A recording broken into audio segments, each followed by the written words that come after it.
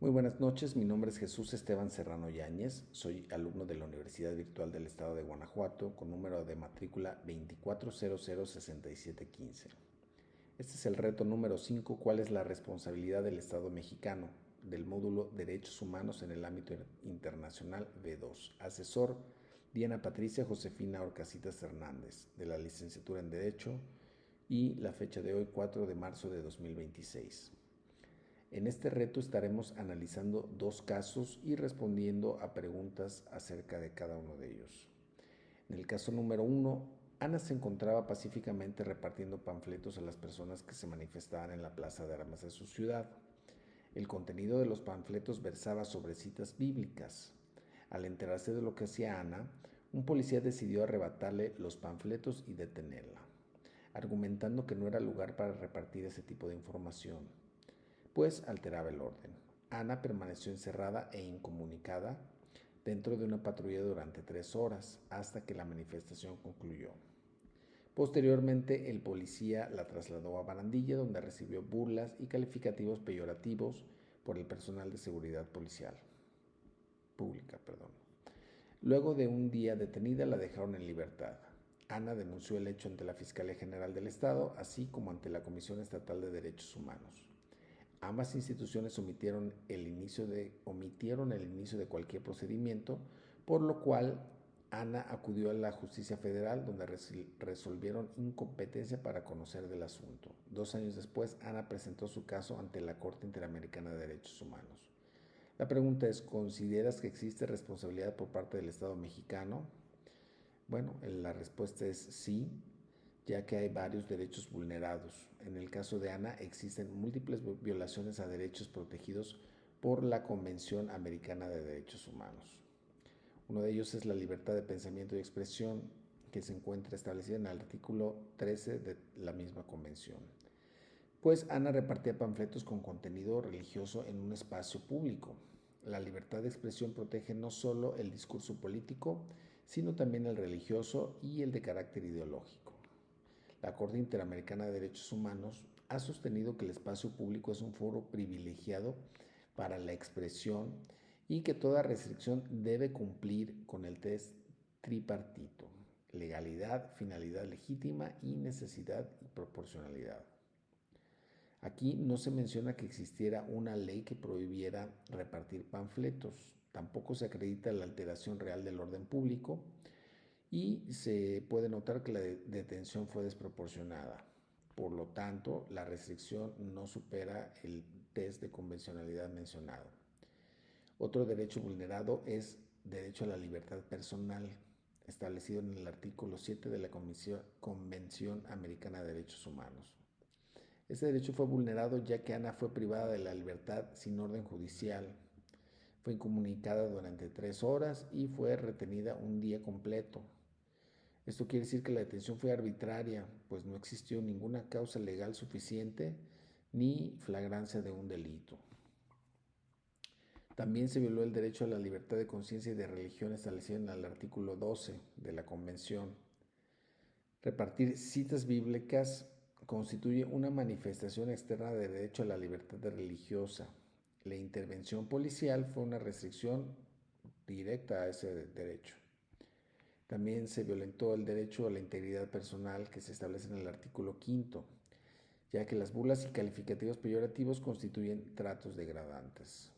Se violentó también el derecho a la protección judicial y garantías judiciales expresados en los artículos 25 y 8 de la Convención Americana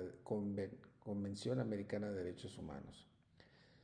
La Fiscalía y la Comisión Estatal omitieron iniciar procedimientos y la Justicia Federal se declaró incompetente. Esto, pues evidentemente, es una falta de recurso efectivo. La Corte Interamericana de Derechos Humanos ha sostenido que el Estado responde no solo por acciones, sino también por omisiones de investigación, lo que sucedió en este caso. Entonces, pues sí existe responsabilidad internacional del Estado mexicano, porque pues el policía actuó como agente estatal, las instituciones omitieron investigar, no existió recurso judicial efectivo y se agotaron o resultaron ineficaces los recursos internos. Conforme al artículo 1 de la Convención, El Estado tiene obligación de respetar y garantizar los derechos reconocidos en ella. Por tanto, México sería responsable por violación a los artículos 5, 7, 8, 12, 13 y 25 de la Convención. Ahora vamos al caso número 2. El caso número 2 dice que durante la pandemia por COVID-19, el gobernador de una entidad federativa publicó un decreto por medio del cual se declaraba obligatorio el confinamiento en el domicilio particular de los habitantes en un horario de 18 horas a 9 horas. Asimismo, se preveía una multa de 1,500 pesos a quien infringiera esta disposición. De no contar con recursos para el pago de la multa, el decreto previó 36 horas de arresto. Andrés, un hombre de 34 años de edad en situación de calle, caminaba por la avenida principal de la ciudad a las 20 horas. Cuando un militar lo vio, lo detuvo y lo presentó a la Secretaría de Seguridad Pública, donde le fue exigido el pago de la multa. Andrés argumentó no tener casa, habitación, familia ni dinero para pagar la multa. Como consecuencia fue privado de la libertad durante 36 horas y boletinado, fotografía incluida en redes sociales como el primer detenido, un sinvergüenza capaz de negar a su familia con tal de no pagar la multa. Derivado de lo anterior, fue localizado por una asociación civil a través de la cual se planteó su caso en jurisdicción militar y ordinaria hasta ponerse de conocimiento de la Corte Interamericana de Derechos Humanos. ¿Consideras que existe responsabilidad por parte del Estado mexicano? Nuevamente sí. Claro que existe responsabilidad, ya que, bueno, este es un caso más complejo por el contexto de la pandemia. La Convención Americana de Derechos Humanos, en su artículo 27, permite suspensión de garantías en situaciones excepcionales, como en este caso la pandemia. Sin embargo, para lo mismo exige declaración formal, notificación internacional, medidas necesarias y proporcionales y no discriminación.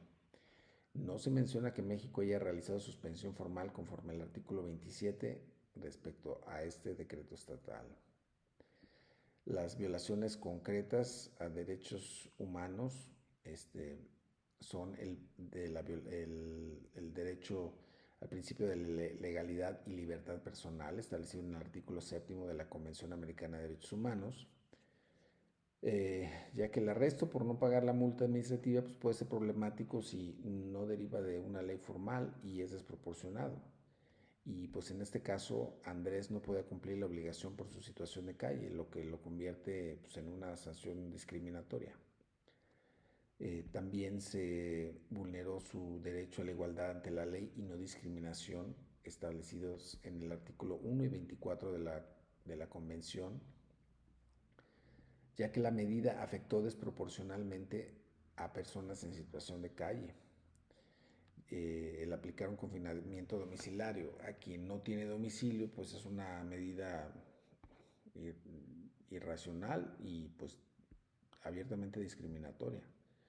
Otro de los derechos infringidos es el derecho a la dignidad e integridad, establecido en el artículo 5 de la Convención, ya que el boletinaje con fotografía y calificativos peyorativos constituye trato degradante y una estigmatización pública. Se violentó también el derecho a la protección de la honra y la dignidad, por lo mismo que se establece esto en el artículo 11 de la Convención Americana de Derechos Humanos.